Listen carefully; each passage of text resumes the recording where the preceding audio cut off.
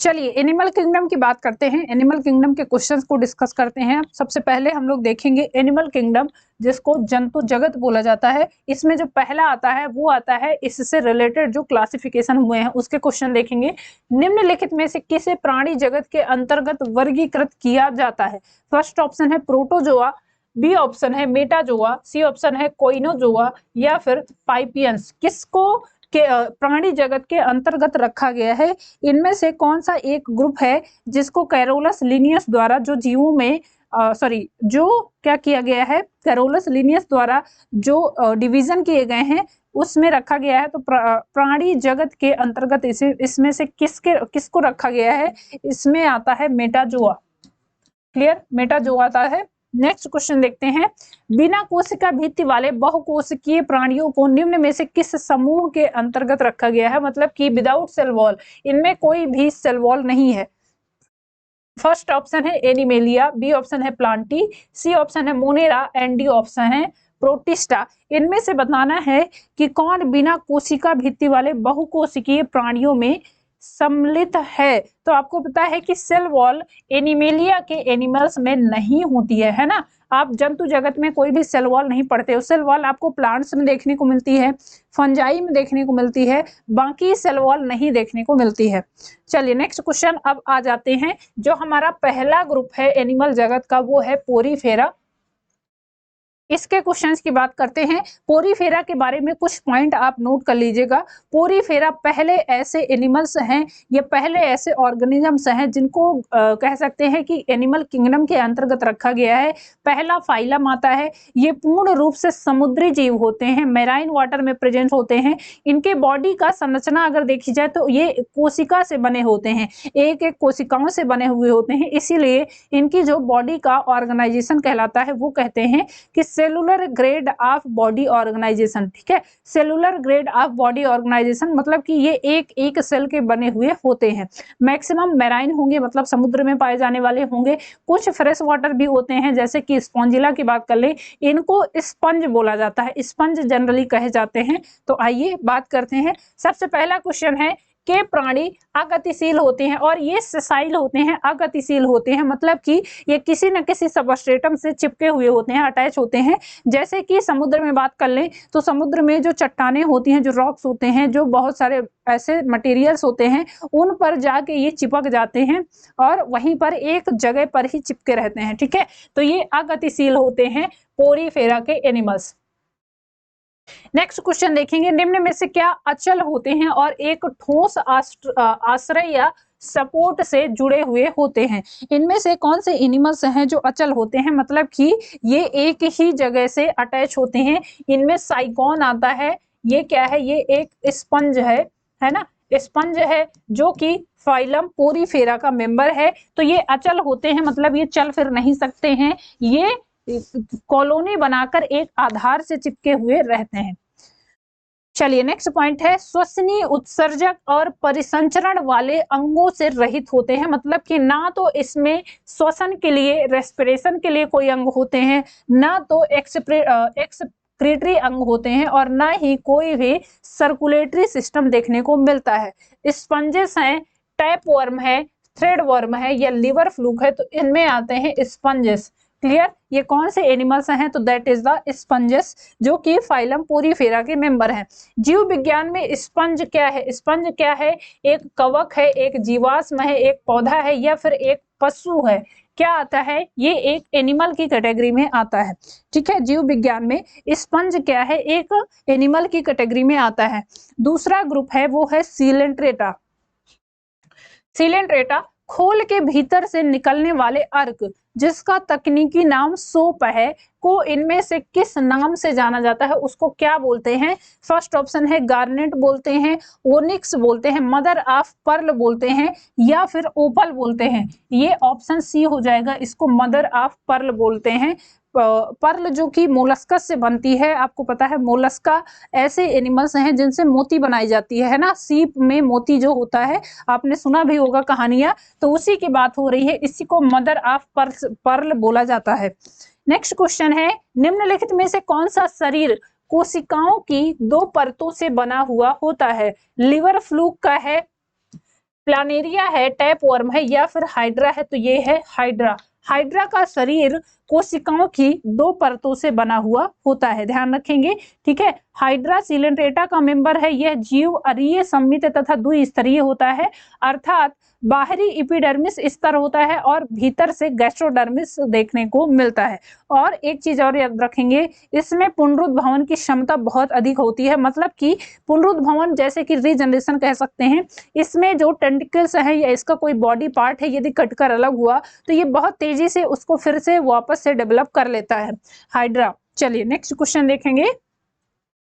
निम्न में से कौन सा जीव पुनर्जनन और मुकुलन द्वारा प्रजनन करता है? अगेन ये कौन सा है? तो ये है हाइड्रा, क्योंकि इसमें जो रिप्रोडक्शन होता है वो एसेक्सुअल रिप्रोडक्शन होता है, और एसेक्सुअल रिप्रोडक्शन में भी रीजनरेशन और बडिंग के द्वारा ये क्या करता है? रिप्रोडक्शन करता है। देखिए कितनी बार ये क्वेश्चन पूछा हुआ है।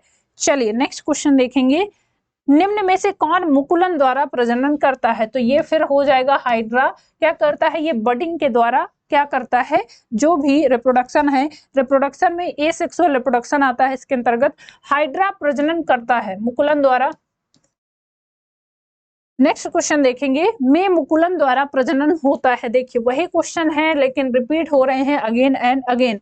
का शरीर कोशिका की 2 परतों से बना हुआ होता है। सिलेंट्रेट्स का शरीर क्या होता है? द्विस्तरीय होता है, बाइलेयर होता है। बाहर से एक एपिडर्मिस होती है और अंदर से एक गैस्ट्रोडर्मिस देखने को मिलती है। नेक्स्ट क्वेश्चन है, हाइड्रा, स्टारफिश, प्लानेरिया निम्न में से किस प्रक्रिया द्वारा उत्पन्न होते हैं? विखंडन द्वारा, बीजाणु द्वारा जनन, या फिर मुकुलन, या फिर पुनर्जनन? आपको बताना है हाइड्रा, स्टारफिश और प्लानेरिया तीनों में कॉमन चीज क्या देखने को मिलती है? चलिए तीनों में बताना है। हाइड्रा की बात कर लीजिए, स्टारफिश की बात कर लीजिए, या फिर प्लानेरिया की बात कर लीजिए, तो इन तीनों में पुनर्जनन करने की बहुत अधिक क्षमता होती है। पुनर्जनन मतलब कि रीजनरेशन पावर काफी अच्छी होती है। स्टारफिश आपने पढ़ा होगा, देखा होगा, ये ऐसी होती है। तो इसमें मान लीजिए किसी भी वजह से अगर इसका एक हाथ या एक आर्म ऐसे कटकर अलग हुआ तो ये इसमें इतनी रीजनरेशन की पावर होती है कि वापस से फिर जल्दी से इसको रीजनरेट कर लेती है। ठीक है, ऐसे ही हाइड्रा में भी होता है और ऐसे ही प्लानेरिया में भी देखने को मिलता है। चलिए नेक्स्ट क्वेश्चन है, निम्नलिखित जानवरों में से कौन सा ट्रिप्लोब्लास्टिक नहीं है? ट्रिप्लोब्लास्टिक लेयर किस में नहीं देखने को मिलती है? जेलीफिश में, एस्केरिस में, केचुआ में, या फिर प्लानेरिया में? तो इसमें आ जाएगा जेलीफिश। जेलीफिश डिप्लोब्लास्टिक एनिमल्स में आता है। किस में आता है? ये डिप्लोब्लास्टिक होता है। कैसा होता है? ये डिप्लोब्लास्टिक होता है। बाकी एस्केरिस, केचुआ और प्लानेरिया की बात कर लो तो ये ट्रिप्लोब्लास्टिक में आते हैं। ठीक है, चलिए नेक्स्ट क्वेश्चन देखेंगे। निम्नलिखित में से कौन सा जानवर मुकुलन द्वारा पुनरुत्पादित करता है और पुनर्जनन कार्यान्वित कर सकता है? प्लानेरिया है, हाइड्रा है, प्लाज्मोडियम है, या फिर खमीर है? तो इसमें हाइड्रा है। क्यों? क्योंकि बडिंग का प्रोसेस कहीं पर भी होगा, अगर उसमें हाइड्रा लिखा है तो आप हाइड्रा ही टिक कर दीजिएगा। ठीक है, इसको जलव्याल बोलते हैं। कहाँ का मेंबर है? तो आपको पता है ये निडेरिया का, सॉरी इसको निडेरिया संघ या सिलेंट्रेटा बोला जाता है। चलिए नेक्स्ट क्वेश्चन देखेंगे। में मुकुलन द्वारा प्रजनन होता है। Again hydra. हाइड्रा में क्या होता है? बडिंग के थ्रू रिप्रोडक्शन देखने को मिलता है। कलिका द्वारा विकसित नया जीव कौन सा है? कीटाणु है, पैरामीशियम है, हाइड्रा है, या फिर अमीबा है? अगेन हाइड्रा होगा। नेक्स्ट क्वेश्चन है, बडिंग की प्रक्रिया द्वारा प्रजनन के लिए पुनर्जनन कोशिकाओं का उपयोग कौन करता है? बडिंग कहीं पर भी आता है तो हाइड्रा ही लगाइएगा। नेक्स्ट क्वेश्चन है, प्लेटीहेल्मिन्थेस। तीसरा ग्रुप है वो है प्लेटीहेल्मिन्थेस। ठीक है, इसकी बात करते हैं। जानवरों के किस फाइलम को फ्लैटवर्म कहा जाता है? चपटे कृमि कहा जाता है। किनको? प्लेटीहेल्मिन्थेस को। इनको क्या कहते हैं? तो इनको ध्यान रखेंगे, फ्लैटवर्म्स भी बोला जाता है। प्लेटीहेल्मिन्थेस को फ्लैटवर्म्स बोलते हैं, और आगे अभी पढ़ेंगे एस्केहेल्मिन्थेस तो उनको राउंडवर्म्स बोलते हैं। दोनों चीजें याद रखेंगे। चलिए नेक्स्ट क्वेश्चन है, निम्नलिखित में से कौन से जानवरों के नेत्र बहुत ही साधारण होते हैं? वास्तव में रोशनी को पहचानने वाली केवल नेत्र बिंदु होती हैं। फर्स्ट ऑप्शन है फीता कृमि, बी ऑप्शन है प्लानेरिया, सी ऑप्शन है राउंड वर्म या फिर एस्केरिस, तो इसमें है प्लानेरिया। ठीक है, ऑप्शन बी हो जाएगा राइट आंसर। नेक्स्ट क्वेश्चन देखेंगे, नामक एक फ्लैट वर्म्स में बहुत सामान्य आंखें होती हैं जो वास्तव में केवल आंखों के धब्बे होते हैं, वास्तव जो प्रकाश का पता लगाते हैं, तो वो कौन से एनिमल्स हैं? फर्स्ट ऑप्शन है ascaris, B option planaria, C option liver fluke या टैप वर्म, तो ये है प्लानेरिया जो कि प्लेटीहेल्मिंथेस का मेंबर है। इसको फ्लैट वर्म्स भी बोला जाता है। नेक्स्ट क्वेश्चन है, निम्नलिखित में से कौन सा अंतः परजीवी का एक उदाहरण है? अंतः परजीवी मतलब कि एंडोपैरासाइट है। ये क्या है? एंडोपैरासाइट होता है। ठीक है, मतलब कि शरीर के बाहर रहेगा, सॉरी शरीर के अंदर रहता है, ऑर्गन्स के अंदर रहता है। फर्स्ट ऑप्शन है फीता कृमि, बी ऑप्शन शरीर के जू, सी ऑप्शन है टिक्स जिनको किलनी बोलते हैं, एंड डी ऑप्शन है सिर के जू। बताना है कि कौन सा ऐसा एनिमल है जो शरीर के अंदर रहता है। तो ये आपको पता है, ये है फीता कृमि जिसको अंतः परजीवी बोलते हैं, एंडोपैरासाइट बोलते हैं। और ये होता कहाँ पर है? तो ये ह्यूमन इंटेस्टाइन में, जो मानव की छोटी आंत है उसमें रहता है, स्मॉल इंटेस्टाइन में देखने को मिलता है। शरीर के जू टिक्स या फिर जो सर पर जूम होते हैं वो बाहर के पैरासाइट होते हैं ना, बाहर से बॉडी पर चिपके हुए होते हैं। तो फीता कृमि क्या है? ये एंडोपैरासाइट में आता है। नेक्स्ट क्वेश्चन है, टैपवर्म फाइलम किससे संबंधित है? तो टैपवर्म को बोलते हैं क्या? इनको प्लेटीहेल्मिंथेस बोला जाता है। चलिए नेक्स्ट पॉइंट है, वो है एस्केहेल्मिंथेस। एस्केहेल्मिंथेस में एस्केरिस आता है। एस्केरिस का साधारण नाम क्या है? तो इसको राउंड वर्म बोला जाता है। मैंने आपको बताया फ्लैट वर्म्स प्लेटीहेल्मिंथेस के एनिमल्स को बोलते हैं, और राउंड वर्म्स किसको बोलते हैं? एस्केहेल्मिंथेस के एनिमल्स को। इसमें एस्केरिस आता है, बस यही पूछा जाता है, तो इसका नाम याद रखिएगा। चलिए नेक्स्ट ग्रुप है एनिलिडा। एनिलिडा केचुआ हो गया, जोंक हो गया, ये सब आते हैं। फर्स्ट ऑप्शन है का उपयोग वर्मी कंपोस्टिंग में किया जाता है। किसका उपयोग वर्मी कंपोस्टिंग के लिए किया जाता है? फीता कृमियों का, गोल कृमियों का, केचुओं का या फिर चपटे कृमियों को? तो आपको पता है ये केचुओं का उपयोग किया जाता है मिट्टी की उर्वरता बढ़ाने के लिए, है ना। किसका उपयोग किया जाता है? केचुओं का उपयोग वर्मी कंपोस्टिंग में किया जाता है। वर्मी कंपोस्टिंग पोषण पदार्थों से भरपूर एक उत्तम जैव उर्वरक है। यह केचुओं द्वारा वनस्पतियों एवं भोजन के कचरे आदि को विघटित करके बनाई जाती है। तो इसका उपयोग किया जाता है वर्मी कंपोस्टिंग का अधिक से अधिक फसल अच्छी करने के लिए। ठीक है, चलिए नेक्स्ट क्वेश्चन देखेंगे, इनमें से कौन सा केचुए का श्वसन अंग है? केचुए का श्वसन अंग मतलब रेस्पिरेटरी ऑर्गन इन केचुआ, अर्थवर्म बोलते हैं। तो अर्थवर्म में कौन सा ऑर्गन है जिसके द्वारा वो रेस्पिरेशन करता है? फर्स्ट ऑप्शन है क्लोम कोस्ट, बी ऑप्शन त्वचा, सी ऑप्शन फेफड़े या वायु कोश या फिर श्वास रंध्र। तो ये अपनी स्किन के द्वारा करता है, मॉइस्ट स्किन देखने को मिलती है और इसी की मदद से ये क्या करता है? सांस लेता है। ठीक है, चलिए नेक्स्ट क्वेश्चन देखेंगे। नेक्स्ट क्वेश्चन है जोंक, जिसको लीच बोलते हैं, किस संघ से संबंधित है? तो ये एनिलिडा का मेंबर है, फाइलम एनिलिडा का मेंबर है। जोंक जो आप देखे भी होंगे, कैटल जोंक देखते हैं ना, कैटल लीच, जो कि जानवरों में देखा होगा कि तालाबों में, झीलों में देखने को मिलती है। गाय भैंस में अगर वो पानी में गए तो अक्सर चिपक जाती है। एक चीज और ध्यान रखेंगे, जोंक में जो ये मान लीजिए इसकी बॉडी है, ये इसकी ऐसी बॉडी होती है, तो इसमें दो शकर ऐसे देखने को मिलते हैं। ये क्या है? ऐसे दो शकर देखने को मिलते हैं। बाकी इसका बॉडी ऐसे क्या है? ऐसे सेगमेंट में डिवाइड होता है। ये ऐसे सेगमेंटेड बॉडी इसमें देखने को मिलती है। ठीक है, ऐसी सेगमेंट में डिवाइड होता है। इन सेगमेंट के नंबर निर्धारित होते हैं। ये 33 नंबर होते हैं, 33 इन नंबर होते हैं जो सेगमेंटेड बॉडी होती है। ये क्या कहलाते हैं? ये शकर कहलाते हैं। शकर मतलब कि जो चिपकता है, जो खून चूसता है। और ये आपको पता है दो शकर होते हैं, एक एंटीरियर शकर होता है, ये भी क्या कहलाता है? ये शकर कहलाएगा। एक एंटीरियर शकर और एक पोस्टीरियर शकर कहलाता है। एक ही शकर से ये क्या करता है? खून चूसता है। इनको क्या बोलते हैं? खून चूसने वाले प्राणी बोलते हैं ना, जैसे घर में भी बोला जाता है कि बेटा खून मत पियो हमारा। इनको बोलते हैं सैंग्विवोरस एनिमल्स। सैंग्विवोरस दैट मीन्स कि खून चूसने वाले, जैसे जूं हो गए, है ना, जोंक हो गई, जो कि बाहर से चिपक चिपक कर फूड के लिए ब्लड को सक करते हैं, तो इनको सैंग्विवोरस बोला जाता है। अब आप बताओ कि आप में से कौन कौन सा सैंग्विवोरस है, कौन कौन अपने घर में खून पीता है। मम्मी बोलती है ना, कुछ पता चले ऐसा काम कर रहे हैं कि उनके मन का नहीं है तो कहेंगे काहे खून पी रहे हो, है ना। तो वही चीज है। तो आप भी सैंग्विवोरस में ही आते हो क्या? नहीं बेटा, मजाक कर रहे हैं। सैंग्विवोरस मतलब कि ऐसे एनिमल्स जो बॉडी से चिपक कर ब्लड को सक कर रहे हैं, उनको सैंग्विवोरस बोला जाता है। जैसे कि आप बात कर लो जोंक की, लीच की, ठीक है। तो इसमें ध्यान रखेंगे ये पोस्टीरियर सकर और एंटीरियर सकर, दो सकर होते हैं। जो पोस्टीरियर सकर होता है वो बस चिपकने के लिए होता है, मतलब कि ऐसा नहीं होता ना कि वो भाई ऐसे, मतलब मान लीजिए बॉडी में चिपका है तो एक साइड से लटका रहेगा बेचारा, तो खून पी रहा है एक साइड से और दूसरे साइड से झूल रहा है ऐसे। तो वो जो पोस्टीरियर सकर होता है, मतलब पीछे वाला जो सकर होता है, वो अटैच कर देगा, मतलब वो चिपक जाता है, जो भी एनिमल है उसकी बॉडी से अटैच कर देगा और आगे से बढ़िया बैठ के फिर क्या करेगा, अब ये रेस्ट में आ जाता है, एक साइड से अटैच हो जाएगा, एक साइड से बैठ के खून पिएगा, है ना। तो ये इसका काम होता है। लीच देखी भी होगी आप सबने। चलिए नेक्स्ट क्वेश्चन देखेंगे। एनिलिडा वर्ग से संबंधित नहीं है। केचुआ, नेरिस, जोंक या फिर एस्केरिस। एस्केरिस किसका मेंबर है? ये एस्के हेलमिंथीज का मेंबर है।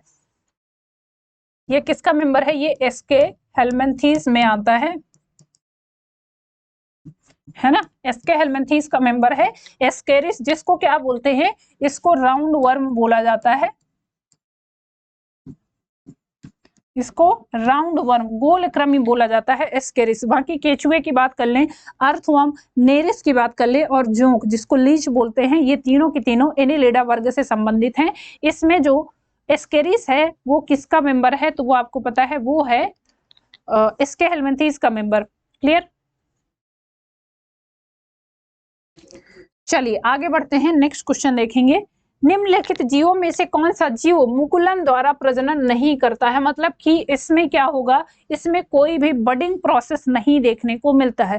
फर्स्ट ऑप्शन है मूंगा, बी ऑप्शन है हाइड्रा, सी ऑप्शन है स्पंज या फिर एनिलिडा। एनिलिडा के मेंबर्स में सेक्सुअल रिप्रोडक्शन देखने को मिलता है। इनमें क्या होता है? तो इनमें लैंगिक प्रजनन होता है। क्या बोलेंगे इसको? Sexual reproduction.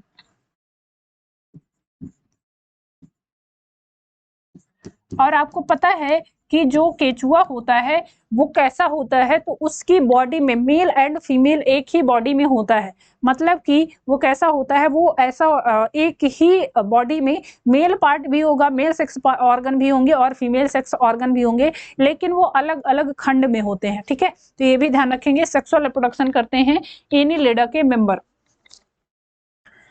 ठीक है, चलिए आगे बढ़ते हैं, नेक्स्ट क्वेश्चन देखेंगे। केचुआ निम्न में से कौन से प्राणी संघ से संबंधित है? आर्थ्रोपोडा का मेंबर है, मोलस्का का मेंबर है, एनिलिडा का मेंबर है या फिर प्रोटोजोआ का मेंबर है? तो हमको पता है ये है एनिलिड्स में। ठीक है, केचुआ इनमें से किस जंतु प्रजाति से संबंधित है? अगेन ये एनिलिडा का मेंबर है। नेक्स्ट क्वेश्चन देखेंगे। त्वचीय श्वसन कहाँ पर होता है? मतलब कि स्किन द्वारा रेस्पिरेशन किसमें होता है? ये केचुओं में देखने को मिलता है। पक्षियों में गिल्स होते हैं, सॉरी पक्षियों में क्या होता है, जैसे हमारे लंग्स होते हैं वैसे ही बर्ड्स में भी लंग्स होते हैं। इंसानों में तो लंग्स होते ही होते हैं और मछलियों में क्या होते हैं, इनमें गिल्स देखने को मिलते हैं, है ना। बाकी पक्षियों और इंसानों में क्या होते हैं, लंग्स होते हैं। तो केचुए में ये थ्रू द स्किन, इनकी मॉइस्ट स्किन होती है, चिपचिपी स्किन होती है। कभी देखिएगा केचुओं को देखा भी होगा, अभी बरसात का टाइम आएगा तो केचुए ही केचुए देखते हैं सारी तरफ। तो उसमें जो स्किन होती है वो मॉइस्ट होती है, नमी होती है उसकी स्किन में, जिसके द्वारा वो गैसीय एक्सचेंज करता है, मतलब कि त्वचीय श्वसन करता है। ऑप्शन सी हो जाएगा राइट आंसर। ठीक है, चलिए नेक्स्ट क्वेश्चन देखेंगे। अब आ जाते हैं नेक्स्ट टॉपिक, वो है आर्थ्रोपोडा। आर्थ्रोपोडा में सारे के सारे इंसेक्ट को रखा गया है, कीटों से संबंधित जगत है। चलिए बात करते हैं। कीटों में गैस के विनिमय के लिए वायु नलियों का एक जाल होता है। इन्हें क्या कहा जाता है? इनको क्या बोलते हैं? धमनियां बोलते हैं, श्वास प्रणाल बोलते हैं, केशिकाएं बोलते हैं या फिर श्वास रंध्र बोलते हैं। बताना है कि कौन सा ऑर्गन है जो कीटों में, मतलब कि इंसेक्ट में देखने को मिलता है। इनको पता है क्या बोलते हैं? इनको ट्रैकिया बोलते हैं।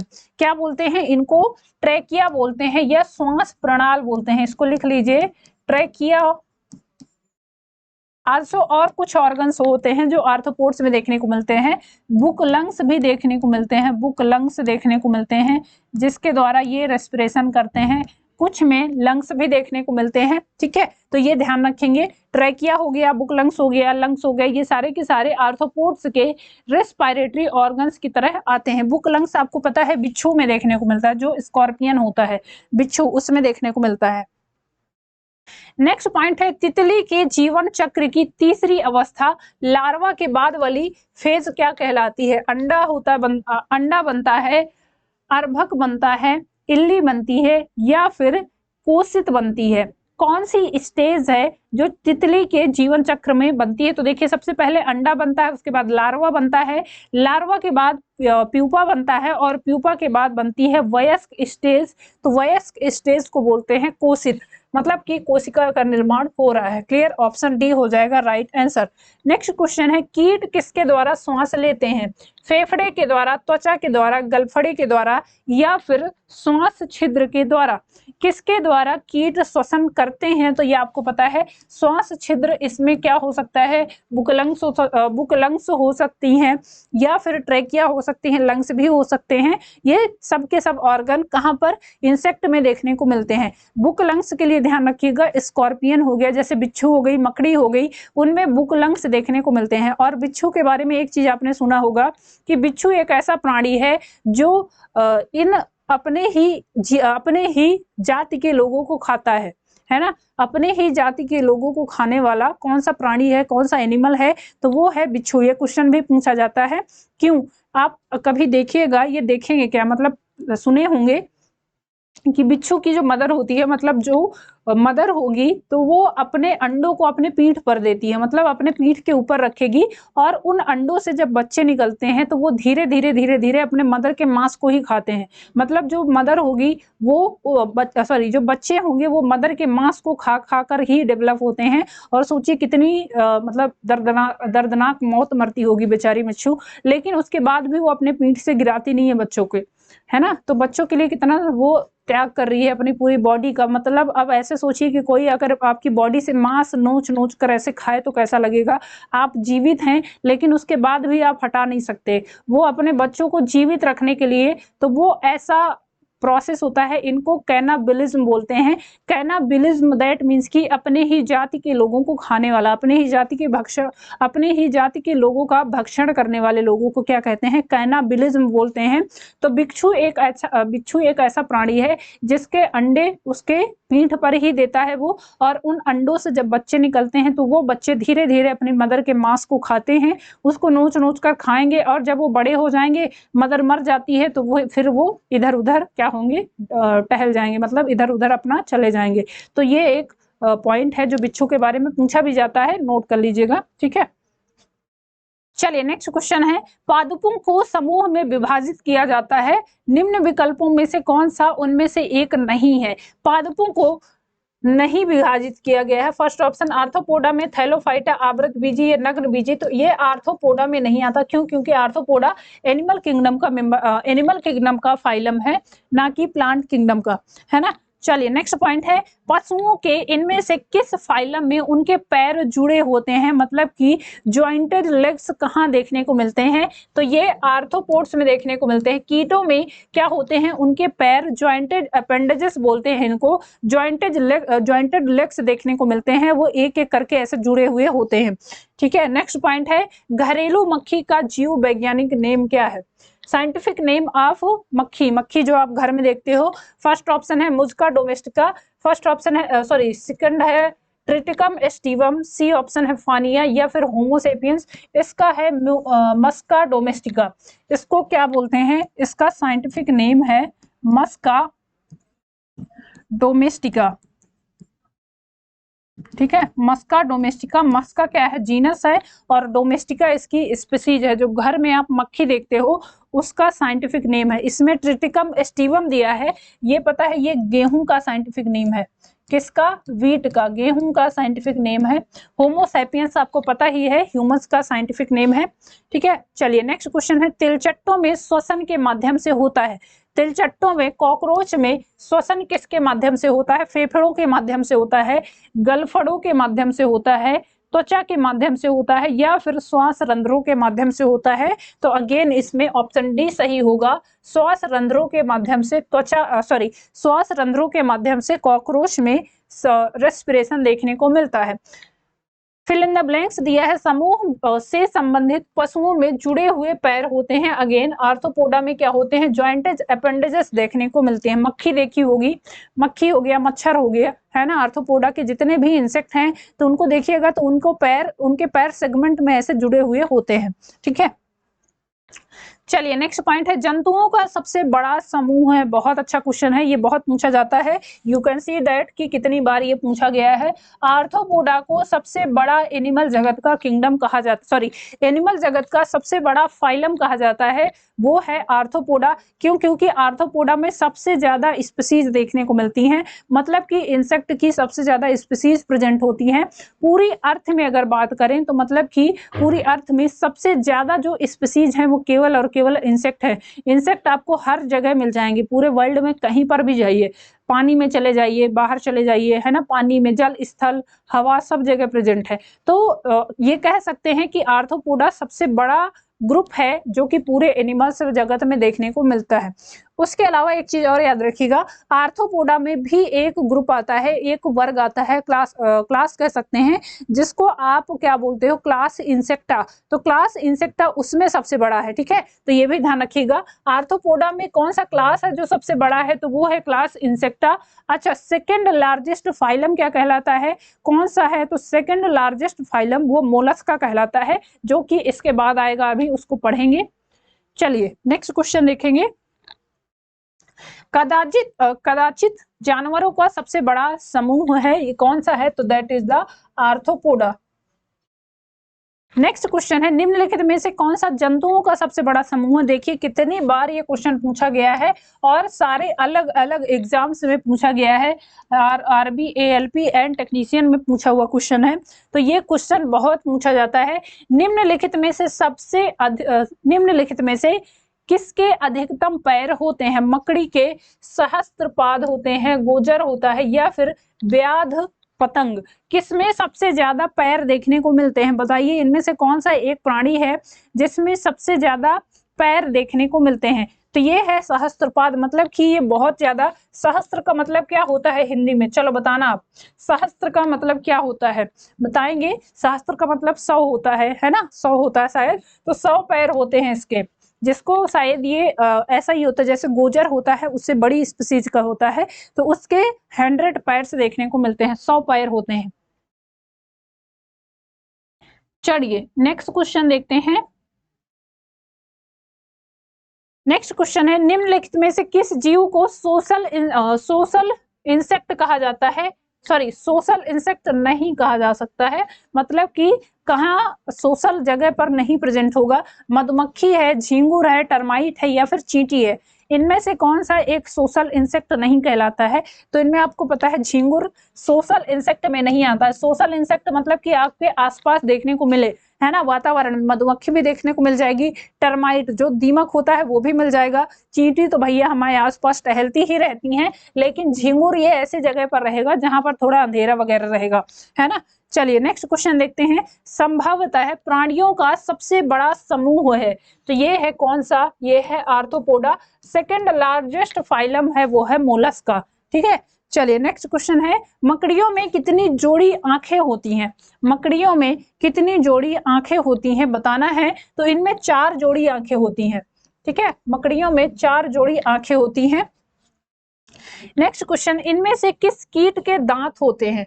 कौन सा इंसेक्ट है जिसमें टीथ होते हैं, दांत होते हैं? मधुमक्खियों के, मक्खियों के, तितलियों के, या फिर ततैया एवं भंवरों के? किसमें दांत होते हैं बताना है। तो आपको कभी ततैया ने काटा होगा तो पता होगा, इसमें प्रेजेंट होते हैं टीथ, ठीक है। और इसमें जो ये अगर काटता है तो किसकी वजह से है जो जलन होती है या जो सूजन आती है, इसमें प्रेजेंट होता है फॉर्मिक एसिड। या चींटी भी कभी काट ले तो मधुमक्खी काट ले, इन सब में फॉर्मिक एसिड होता है जो कि आपकी बॉडी में ये इंजेक्ट कर देता है, जिसकी वजह से जलन होती है, दर्द होता है। तो कभी ना कभी तो ततैया ने काटा होगा सबको, है ना। चलिए नेक्स्ट क्वेश्चन देखेंगे, आते हैं अब मोलस्का में। मोलस्का जिसको सेकंड लार्जेस्ट फाइलम बोला जाता है, इसके क्वेश्चंस की बात करते हैं। कुछ जंतुओं जैसे घोंघे में जंतु अपना लिंग बदल सकते हैं, यह क्या व्यक्त करता है? कुछ जंतुओं में अपना लिंग बदलने की क्षमता होती है, यह क्या व्यक्त करता है? तो फर्स्ट ऑप्शन दिया है लिंग आनुवंशिक रूप से निर्धारित नहीं होता है। बी ऑप्शन है लिंग किसी भी पर्यावरणीय कारक द्वारा निर्धारित किया जा सकता है। सी ऑप्शन है लिंग का निर्धारण तापमान द्वारा होता है, या फिर डी ऑप्शन है लिंग का निर्धारण जीनों द्वारा होता है। तो देखिए, यदि कोई जानवर अपना लिंग बदल दे रहा है, दैट मीन्स कि उसका जो लिंग है वो आनुवंशिक रूप से निर्धारित नहीं था, है ना, तभी तो वो अपना जो भी कह सकते हैं स्टेजेस हैं उसको बदल सकता है। चलिए नेक्स्ट क्वेश्चन है, निम्न में से किस प्राणी में लिंग आनुवंशिक रूप से निर्धारित नहीं होता है? शार्क में, सर्प में, सैल्मन में, या फिर घोंघा में? तो ये ऑप्शन डी जाएगा, घोंघा जो कि मोलस्का का मेंबर है, इनमें कोई भी सेक्स डिटर्मिनेशन नहीं देखने को मिलता है। नेक्स्ट क्वेश्चन है, निम्न में से किस जीव में लिंग का निर्धारण आनुवंशिक रूप से नहीं होता है? ये है घोंघा, ठीक है, ऑप्शन डी ऑप्शन ए हो जाएगा राइट आंसर।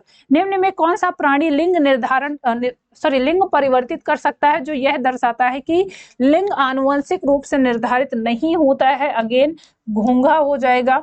नेक्स्ट क्वेश्चन है, निम्न में से कौन चूर्ण प्रवार मोलस्का संघ से संबंधित नहीं है? मोलस्का का कौन सा मेंबर नहीं है, इनमें से आपको बताना है। फर्स्ट ऑप्शन है घोंघा, बी ऑप्शन है antedon, C option octopus and D option कैटन। इनमें से बताना है कि कौन सा एक नहीं है। तो इसमें एंटीडॉन नहीं है, एंटीडॉन इकाइनोडर्मेटा का मेंबर है, ठीक है, ये मोलस्का में नहीं आता है। बाकी आप घोंघा की बात कर लो, ऑक्टोपस की बात कर लो, कैटन की बात कर लो, ये तीनों मोलस्कस हैं। नेक्स्ट पॉइंट है, निम्नलिखित में से कौन सा जीव मोलस्कस परिवार से संबंधित है? कॉकरोच, घोंघा, केचुआ, या फिर स्टारफिश? घोंघा हो जाएगा, है ना। कॉकरोच किसका मेंबर है? आर्थ्रोपोडा का मेंबर है। केचुआ एनिलिडा का मेंबर है। स्टारफिश किसका मेंबर है? तो स्टारफिश इकाइनोडर्मेटा का मेंबर है। नेक्स्ट क्वेश्चन है, ऑक्टोपस के खून का रंग कैसा होता है? अच्छा क्वेश्चन है, पूछा जाता है बहुत बार। लाल होता है, नीला होता है, गुलाबी होता है, या फिर काला होता है? बताना है कि ऑक्टोपस में जो ब्लड होता है वो किस कलर का होता है? तो ऑक्टोपस में नीले कलर का ब्लड होता है। देखा है कभी ब्लड कैसा है? ब्लड रेड तो देखा ही है, बट ब्लू कलर का ब्लड कभी देखा है? तो ये देखने को मिलता है रेस्पिरेटरी पिगमेंट की वजह से। और ये रेस्पिरेटरी पिगमेंट, जैसे कि हमारी बॉडी में जो ब्लड है वो रेड कलर का है, और हमारी बॉडी में जो रेस्पिरेटरी पिगमेंट है वो कौन सा है? तो वो है हीमोग्लोबिन। ऐसे ही ये ब्लू कलर का किसकी वजह से होता है? इसमें भी क्या है? रेस्पिरेटरी पिगमेंट प्रेजेंट होता है। रेस्पिरेटरी पिगमेंट होता है, और इस पिगमेंट को क्या कहा जाता है? किस पिगमेंट की वजह से ये ब्लू कलर का होता है? तो ये पिगमेंट कहलाता है हीमोसाइनिन। हीमोसाइनिन, हीमोसाइनिन नाम का पिगमेंट होता है, जिसकी वजह से ऑक्टोपस में जो ऑक्टोपस का जो कलर होता है, ऑक्टोपस के ब्लड का जो कलर होता है वो ब्लू कलर का होता है। इस हीमोसाइनिन में क्या होता है? कॉपर कंटेनिंग पिगमेंट होते हैं। इसमें क्या होता है? कॉपर प्रेजेंट होता है, Cu बोलते हैं ना। कॉपर को किससे रिप्रेजेंट किया जाता है? Cu, कॉपर का रिप्रेजेंटेशन है ये। तो इसमें कॉपर कंटेनिंग सब्सटेंस होते हैं, जिसकी वजह से इसका जो कलर है वो ब्लू कलर का होता है।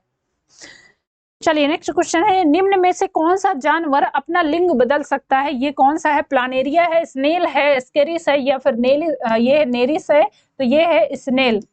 स्नेल जिसको क्या बोलते हैं? घोंघा बोलते हैं, ठीक है। तो ये अपना लिंग परिवर्तित कर सकता है। नेक्स्ट क्वेश्चन है, एक कर्ण सीपी क्या है? कर्ण सीपी मतलब कि जो राउंड राउंड घूमा होता है, ये ऐसे स्ट्रक्चर में होता है।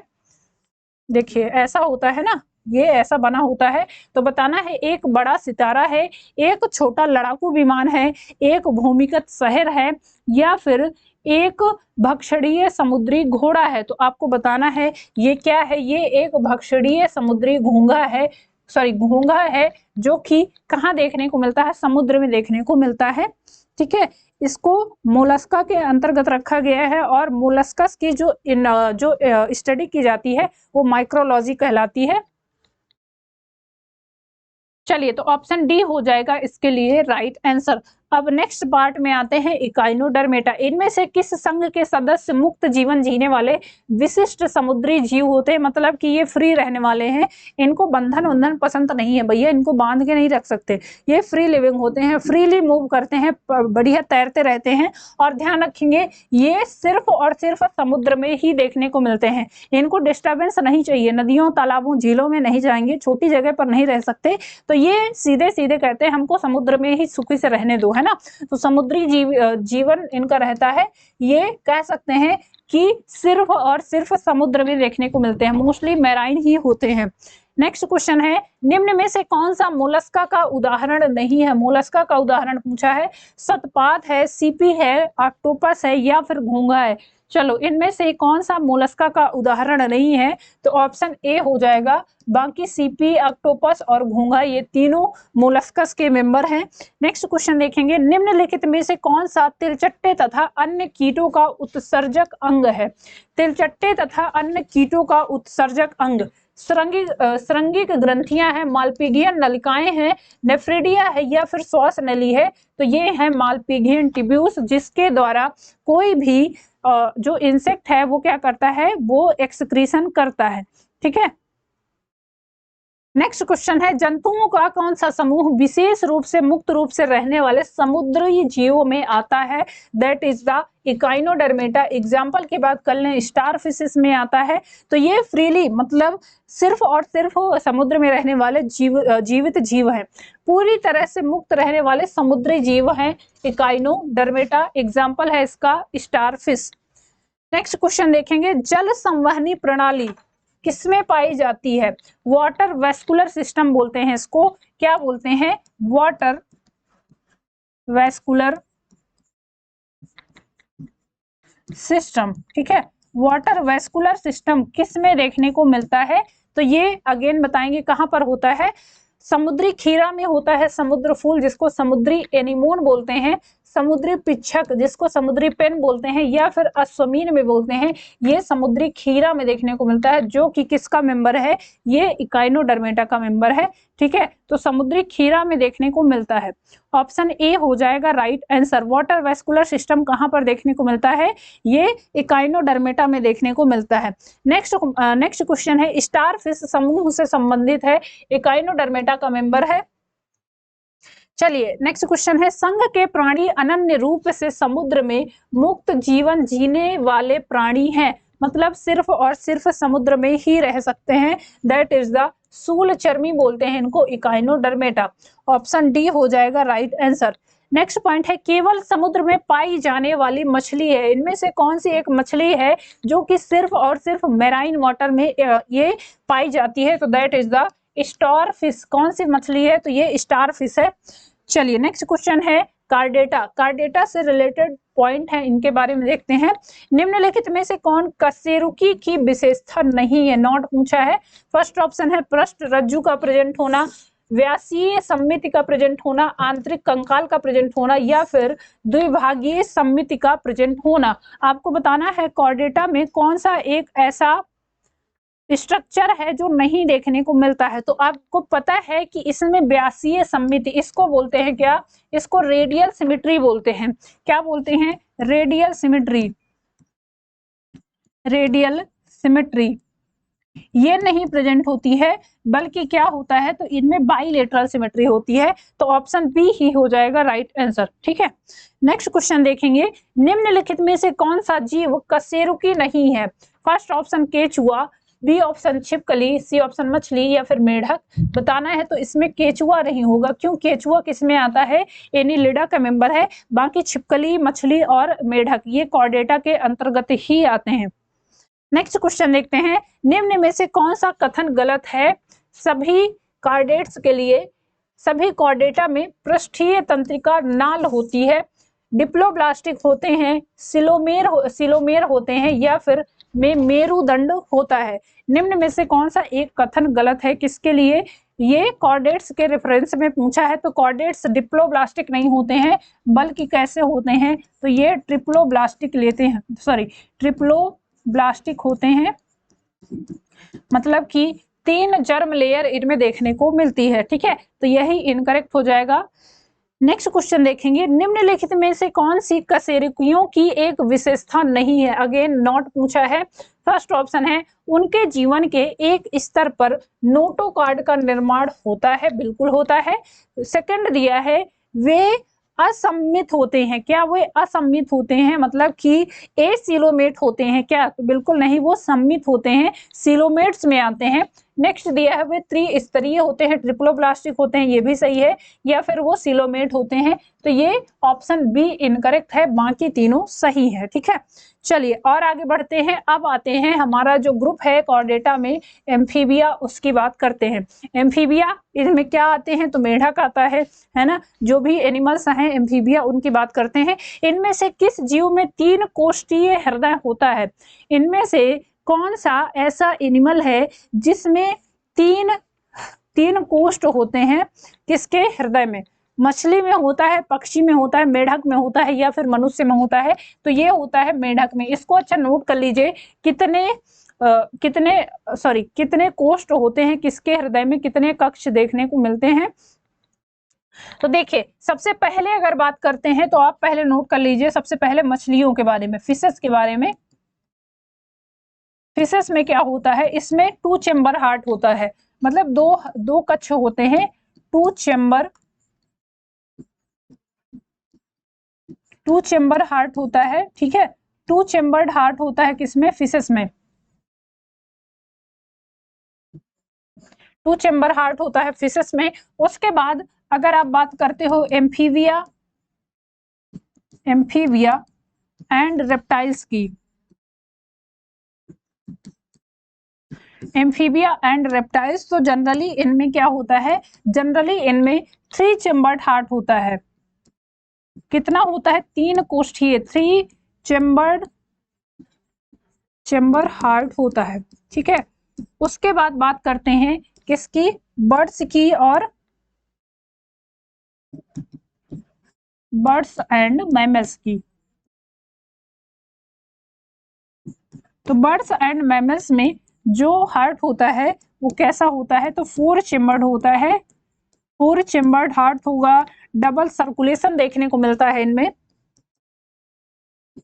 तो ये पॉइंट नोट कर लीजिएगा, क्योंकि ये पूछा जाता है। मछलियों में 2 कक्ष होते हैं उनके हृदय में, और एक ही फ्लो में इनका सर्कुलेशन होता है, 1 वे सर्कुलेशन देखने को मिलता है, मतलब कि हृदय से एक ही बार ब्लड फ्लो होता है। ठीक है, उसके बाद एम्फीबियंस और रेप्टाइल्स में जनरली 3 चेम्बर्ड हार्ट होता है, लेकिन एक पॉइंट यहाँ पर अगेन और नोट कर लीजिएगा, रेप्टाइल्स में जो क्रोकोडाइल आता है, जो मगरमच्छ आता है, उसमें 4 चेम्बर्ड हार्ट होता है।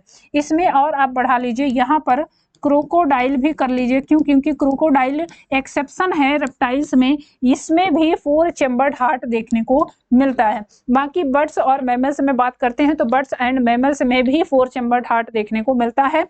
डबल फर्टिलाइजेशन होगा इसमें। ठीक है, तो इसमें 3 कोष्ठीय हृदय पूछा था। मछली में 2 कोष्ठीय होता है, पक्षी और मनुष्य में 4 कोष्ठीय होता है, और मेढक में क्या होता है? मेढक एम्फीबिया का मेंबर है, तो इनमें 3 कोष्ठीय, 3 चेम्बर्ड हार्ट देखने को मिलता है। चलिए नेक्स्ट क्वेश्चन देखेंगे। मेढकों में मानव की तरह ही एक जोड़ी फेफड़े होते हैं, लेकिन वे अपने किससे भी श्वसन कर सकते हैं? तो वो अपने श्वास प्रणाल से, श्वास रंध्रों से, क्लोम से, या फिर आर्द्र और श्लेष्मीय त्वचा से। तो ये अपने कह सकते हैं कि किससे और भी श्वसन कर सकते हैं। इनमें जो इनकी मेढकों में मानव की तरह ही एक जोड़ी फेफड़े होते हैं, लेकिन वे अपने क्लोम की मदद से भी, इसमें क्या होगा? क्लोम की मदद से भी ये श्वसन कर सकते हैं। ठीक है, वैसे और एक चीज होती है कि ड्यू टू इनकी जो बॉडी होती है, जो वो मॉइस्चर बॉडी होती है, इनकी बॉडी भी मॉइस्चर होती है, मॉइस्ट त्वचा देखने को मिलती है, तो उसकी मदद से भी ये कह सकते हैं कि थोड़ा बहुत रेस्पिरेशन करते हैं। ठीक है, बाकी क्लोम होते हैं इनमें, तो ऑप्शन सी हो जाएगा राइट आंसर। चलिए नेक्स्ट क्वेश्चन देखेंगे। किसमें दोहरा परिसंचरण नहीं होता है? मतलब कि डबल सर्कुलेशन नहीं देखने को मिलता है। सर्पों में, मछलियों में, मेढकों में, या फिर गरुड़ों में? किसमें डबल परिसंचरण दोहरा परिसंचरण नहीं होता है, तो ये मेढकों में डबल कह सकते हैं सर्कुलेशन नहीं देखने को मिलता है। इनकम्प्लीट टाइप का डबल सर्कुलेशन होता है, क्योंकि इनका जो हार्ट होता है वो 3 चैम्बर्ड होता है। निम्न विकल्पों में 3 कक्षीय हृदय वाले जीव का नाम बताइए। फर्स्ट ऑप्शन बाघ, कबूतर, मछली या फिर सैलामेंडर। इसमें ऑप्शन डी आ जाएगा सैलामेंडर। क्यों? क्योंकि ये अम्फीबिया का मेंबर है। एम्फीबियंस में 3 चैम्बर्ड हार्ट देखने को मिलता है। चलिए नेक्स्ट क्वेश्चन देखते हैं। निम्नलिखित में से कौन सा जंतु उभयचर एम्फीबिया श्रेणी के अंतर्गत आता है? टोड आता है, कबूतर आता है, बिल्ली आती है या कछुआ आता है? तो इसमें टोड आता है। क्या आता है? ये टोड कहलाता है, जो मेढक की तरह ही होता है। ऑप्शन ए हो जाएगा राइट आंसर। चलिए नेक्स्ट क्वेश्चन है। निम्नलिखित में से किसे ट्री फ्रॉग किसको कहा जाता है? फर्स्ट ऑप्शन राना टिग्रिना को, बी ऑप्शन है टोड को, सी ऑप्शन सैलेमेंडर को या फिर हाइला को। इनमें से कौन सा एक मेढक है जिसको क्या कहा जाता है? तो इसको ट्री फ्रॉग कहा जाता है, मतलब कि ये पौधों पर रहता है। ये है हाइला। ठीक है, हाइला क्या कहलाता है? ट्री फ्रॉग कहलाता है। नेक्स्ट क्वेश्चन, राना टाइग्रिना किस जीव का साइंटिफिक नेम है? ये है किसका? तो ये एशियाई मेढक का साइंटिफिक नेम है। जो अपने आसपास आप मेढक देखते हो उसका साइंटिफिक नेम है राना टाइग्रिना। ठीक, चलिए नेक्स्ट क्वेश्चन देखेंगे। उभयचरों और अधिकांश सरीसृपों में क्या होता है? 3 कक्षीय हृदय होता है, 3 चैम्बर्ड हार्ट देखने को मिलता है। नेक्स्ट क्वेश्चन देखेंगे। में 3 कक्षीय हृदय होता है किसमें? उभयचर। और यहाँ पर सरीसृप भी लगा सकते हैं, वो भी सही होगा, क्योंकि सरीसृप में भी 3 चैम्बर्ड हार्ट होता है। लेकिन सरीसृप में एक चीज और याद रखेंगे, सरीसृप में आपको एक एक्सेप्शन देखने को मिलता है। तो ऐसा नहीं कह सकते कि कंप्लीट पूरे के पूरे सरीसृप में 3 चैम्बर्ड हार्ट होता है। इसमें क्या है, एक एक्सेप्शन आता है जिसको क्रोकोडाइल बोलते हैं। मगरमच्छ में 4 चैम्बर्ड हार्ट होता है। ठीक है, तो यहाँ पर आप क्या लगाइए, यहाँ पर अगर उभयचर दिया है, एम्फीबिया दिया है, तो उसको ज्यादा सही मानेंगे। नेक्स्ट क्वेश्चन देखेंगे। उभयचर में सल्क के साथ शुष्क और ग्रंथि विहीन त्वचा होती है, पंखों के साथ शुष्क और ग्रंथि विहीन त्वचा होती है, बालों के साथ ग्रंथि वाली त्वचा होती है या फिर बिना पंखों के ग्रंथि वाली त्वचा होती है? उभयचर में बताना है कैसी स्किन होती है। उभयचर में कैसी स्किन होती है? तो आपको पता है इनमें बिना पंखों के ग्रंथि वाली त्वचा होती है, मतलब इनकी मॉइस्ट स्किन होती है, उनमें कोई पंख नहीं होते। क्या मेढक में कोई पंख देखा है? नहीं। चलिए नेक्स्ट क्वेश्चन देखेंगे। निम्न में से किस वर्ग में प्राणियों में सल्कों की कमी और त्वचा में श्लेष्म ग्रंथियां होती हैं? ये किस में होती हैं? एम्फीबियंस में। एम्फीबियंस में क्या होता है, इनमें कोई भी सल्क नहीं देखने को मिलते हैं। सल्क कहाँ देखने को मिलते हैं? सल्क जिनको गिल्स बोलते हैं वो मत्स्य वर्ग में देखने को मिलते हैं ना, मछलियों में। किस वर्ग के प्राणियों में श्वसन गलफड़ों अथवा फेफड़ों द्वारा होता है? अगेन एम्फीबियंस हो जाएगा, है ना। इन पे क्या होता है, इन पे गलफड़े देखने को मिलते हैं या फिर फेफड़े भी होते हैं, दोनों कंडीशन होती है। तो देखिए ये जल और स्थल दोनों भाग में देखने को मिलते हैं। ध्यान रखेंगे जब क्या होता है, फ्रॉग जब लार्वा देता है, फ्रॉग जब लार्वल कंडीशन में होता है, लार्वल स्टेज में होता है, तो ये क्या करता है, ये गिल्स के द्वारा रेस्पिरेशन करता है, गिल्स के थ्रू रेस्पिरेशन करता है। इसके लार्वा को क्या बोलते हैं? टैडपोल लार्वा बोलते हैं, है ना। क्या बोलते हैं? जो मछली के समान ही होता है, टैडपोल लार्वा बोलते हैं इसको। टैडपोल लार्वा किसकी मदद से रेस्पिरेशन करता है? तो गिल्स की मदद से। और जब ये फ्रॉग एडल्ट में कन्वर्ट हो जाता है, एडल्ट में मतलब कि ये जब पूर्ण रूप से विकसित हो जाता है, तो ये फिर किसकी मदद से करता है? ये लंग्स की मदद से श्वसन करता है, मतलब फेफड़ों की मदद से श्वसन करता है। तो दोनों कंडीशन होगी इसमें। उभयचर ऐसे वर्ग हैं जो जल और स्थल दोनों में पाए जाते हैं और इन प्राणियों में श्वसन गलफड़ों अथवा फेफड़ों द्वारा तथा स्किन द्वारा भी होता है, त्वचा के द्वारा भी होता है। मॉइस्ट स्किन होती है तो उसके द्वारा भी होता है। चलिए नेक्स्ट क्वेश्चन है। निम्नलिखित में से कौन उभयचर नहीं है? नॉट पूछा है। हाइला, मगरमच्छ, दादुर या फिर सैलामेंडर। इसमें कौन सा नहीं है? तो ये मगरमच्छ। क्यों? क्योंकि ये रेप्टाइल्स का मेंबर है, रेप्टिलिया में आता है। ठीक है, रेप्टाइल्स मगरमच्छ किस में आता है? तो ये रेप्टाइल्स में आता है। चलिए नेक्स्ट क्वेश्चन देखेंगे। अब आ जाते हैं सरीसृप वर्ग में, जिनको रेप्टाइल्स बोला जाता है।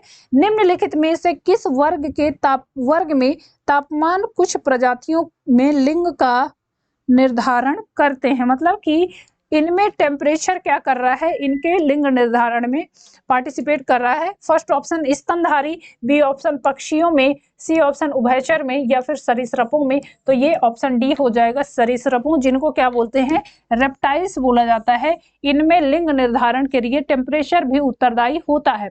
ठीक है, नेक्स्ट क्वेश्चन देखेंगे। सरीसृपों में संतति का लिंग किस तापमान से निर्धारित होता है? फर्स्ट ऑप्शन वह तापमान जिस पर निषेचित अंडा रखा जाता है, या फिर वह तापमान जिस पर अनिषेचित अंडा रखा जाता है, वह तापमान जिस पर डिंब रखा जाता है, या फिर वह तापमान जिस पर शुक्राणु रखा होता है। कौन सा तापमान है जो नियंत्रित करता है? तो ध्यान रखेंगे, वह तापमान जिस पर निषेचित अंडा रखा जाता है, वह डिसाइड करता है कि जो भी रेप्टाइल्स होगा वो मेल होगा या फिर फीमेल होगा। क्लियर? तो ऑप्शन ए हो जाएगा राइट आंसर। नेक्स्ट क्वेश्चन देखेंगे। मगरमच्छों के दिल में होते हैं या होता है 4 प्रकोष्ठ होते हैं, आपने पढ़ा है। ये एक ऐसा मेंबर है जिसमें कह सकते हैं 4 चेम्बर्ड हार्ट होते हैं, है ना। ये ह्यूमंस की तरह ही इसमें भी 4 चेम्बर्ड हार्ट देखने को मिलता है। ये एक्सेप्शन है, पूछा जाता है। बाकी अगर बात करो रेप्टाइल्स में, तो बाकी में 3 चेम्बर्ड हार्ट होता है, लेकिन मगरमच्छ में 4 चेम्बर्ड हार्ट होता है। ठीक है, 2 ऑरिकल और 2 वेंट्रिकल होते हैं। डबल सर्कुलेशन यहाँ पर भी होता है। निम्नलिखित में से कौन अकशेरुकी प्राणियों में शामिल नहीं है? फर्स्ट ऑप्शन है एरिकनिड, बी ऑप्शन कीट, सी ऑप्शन मोलस्का प्राणी, या फिर सरीसृप। आपसे पूछा है कौन से प्राणी हैं जो अकशेरुकियों में शामिल नहीं है, मतलब कि ये इनवर्टिब्रेट्स के मेंबर में शामिल नहीं है। तो ये हैं सरीसृप। क्यों? क्योंकि ये वर्टिब्रेट्स में आते हैं, है ना। ये किस में आते हैं? ये वर्टिब्रेट्स में आते हैं, कशेरुकियों में आते हैं, जिनमें नोटोकॉर्ड प्रेजेंट होता है। बाकी एरेक्निड की बात कर लें, कीट की बात कर लें, मोलस्कस की बात कर लें, ये इनवर्टिब्रेट्स में आते हैं। नेक्स्ट क्वेश्चन देखेंगे। निम्नलिखित में से कौन सा विकल्प मच्छरों के जीवन चक्र के 4 चरणों का सही क्रम दर्शाता है? मच्छरों में मॉस्किटोस का सही क्रम क्या है जब वो डेवलप कर रहे होते हैं? उनकी लाइफ साइकिल कितने टाइम की होती है? तो देखिए, उनकी लाइफ साइकिल सामान्यतः 21 दिन की होती है। किसी भी मच्छर का जीवन चक्र सामान्यतः 21 दिन का होता है, और 21 दिन में सबसे पहले अंडा बनता है, फिर लार्वा बनता है, फिर प्यूपा बनता है, उसके बाद पूर्णक बनता है। ये इसके लाइफ का सही सीक्वेंस है। ठीक है, तो ऑप्शन सही क्या हो जाएगा? 4 ऑप्शन। चलिए नेक्स्ट क्वेश्चन है। वर्ग सरीसृप में रेप्टाइल्स के अंतर्गत कौन से एनिमल्स हैं या कौन से कंडीशंस है? तो आपको पता है, बालों के साथ ग्रंथि वाली त्वचा होती है। ये सरीसृप के बारे में पूछा है। सल्क के साथ शुष्क और ग्रंथि विहीन त्वचा होती है, या फिर बालों के साथ ग्रंथि वाली त्वचा होती है। फर्स्ट ऑप्शन के साथ जाएंगे, सल्क के साथ शुष्क और ग्रंथि विहीन त्वचा होती है। मतलब कि आपने सांप देखा होगा, है ना, सांप देखिए या फिर छिपकली देखिए, तो उनकी जो बॉडी है वो क्या होती है? वो शुष्क होती है, मतलब कि वो सूखी हुई होती है, उसमें कोई मॉइस्ट नहीं होता है। आल्सो उनमें सल्क देखने को भी मिलते हैं। ठीक है, ऑप्शन ए हो जाएगा राइट आंसर। इनकी त्वचा रूखी होती है, ड्राई होती है। एपिडर्मल हॉर्नी स्केल्स देखने को मिलते हैं। स्केल्स मतलब कि सल्क होते हैं, बाहर से ऐसे उनमें सल्क देखने को मिलते हैं रेप्टाइल्स में। चलिए और आगे बढ़ते हैं। किस वर्ग के जानवरों की त्वचा शुष्क और ग्रंथि विहीन होती है? तो ये कौन से वर्ग हैं? ये सरीसृप वर्ग हैं, रेप्टाइल्स हैं, है ना। रेप्टाइल्स हैं जिनकी त्वचा क्या होती है?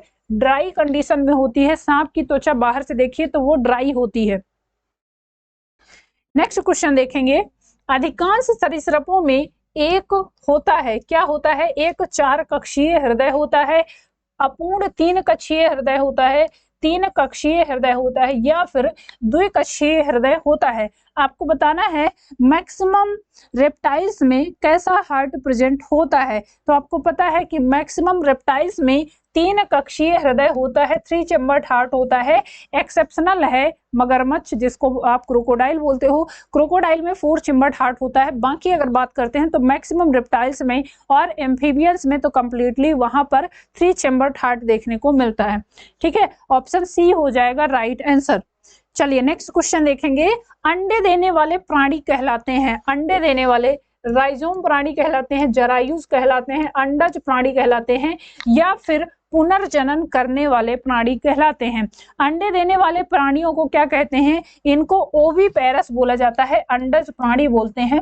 ठीक है, क्या बोलते हैं? ओविपेरस। इंग्लिश लिख लीजिएगा, ओविपेरस एनिमल्स जो क्या कर रहे हैं? एग लेइंग होते हैं, मतलब कि अंडे देते हैं, एग लेइंग एनिमल्स। और विविपेरस कौन से होते हैं? विविपेरस जो कि बच्चे देते हैं, जैसे ह्यूमंस भी आते हैं उसमें, तो विविपेरस जो कि अपने यंग वंश को जन्म देते हैं। ठीक है, यंग वंश को ये अपने यंग वंश को जन्म देते हैं, मतलब कि एक पूर्ण व्यक्ति, एक पूर्ण इंडिविजुअल को जब बच्चा गर्भ में ही पलता है उसके बाद वो जन्म देते हैं तो वो विविपेरस कहलाते हैं। बच्चों को जन्म देने वाले क्या कहलाते हैं? विविपेरस कहलाते हैं। और जो अंडे देते हैं उनको ओविपेरस कहते हैं, अंडज प्राणी कहते हैं। ठीक है, चलिए ऑप्शन सी हो जाएगा यहाँ पर राइट आंसर।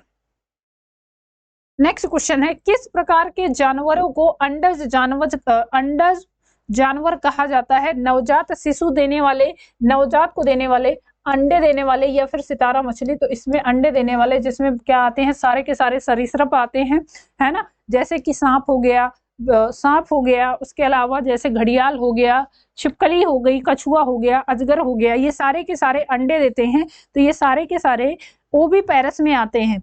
नेक्स्ट क्वेश्चन देखेंगे, अंडे देने वाले प्राणियों को क्या कहा जाता है? अगेन अंडज कहा जाता है ना, क्या कहा जाता है इनको?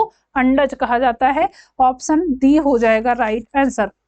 चलिए नेक्स्ट क्वेश्चन देखेंगे, मगरमच्छ के बच्चे को क्या कहा जाता है? मगरमच्छ का जो न्यू बॉर्न बेबी है उसको क्या कहते हैं? कोडलिंग बोलते हैं, गोलसिल बोलते हैं, फिंगरलिंग बोलते हैं, या फिर हैचलिंग बोलते हैं।